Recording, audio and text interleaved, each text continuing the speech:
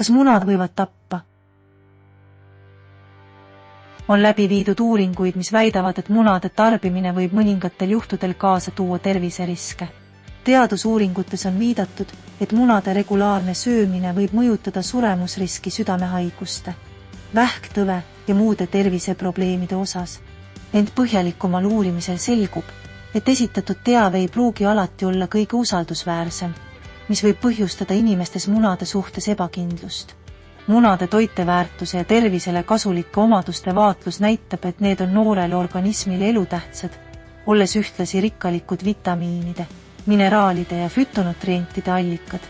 Munakollases leiduv toitainete kompleks sisaldab suures koguses B-grupi vitamiine, B1, B2, B3, B5, B6, B9, B12, A-vitamiini aktiivset vormi, retinooli, E-vitamiini, K2 vitamiini ja D-vitamiini, eriti kui need pärinevad vabapidamisel olevate kanade munadest.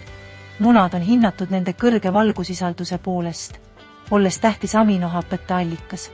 Need on ühed parimad koliiniallikad peale maksa, sisaldades samuti kaaliumi, magneesiumi, seleeni ja omega-3 rasvhappeid.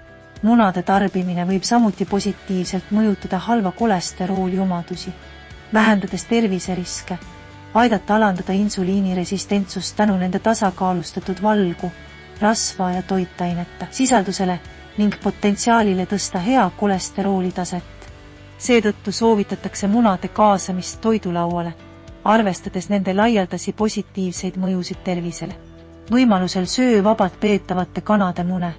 Need on eriti kasulikud, kuna võivad sisaldada kõrgemat toitainete ja omega-3 rasvhapete taset. Vaata ka videot. Võtad sa D-vitamiini õigesti? Ja ka julgelt oma kogemusi kommentaarides või kui sul on küsimusi, siis aitame kindlasti vastust leida. Head tervist!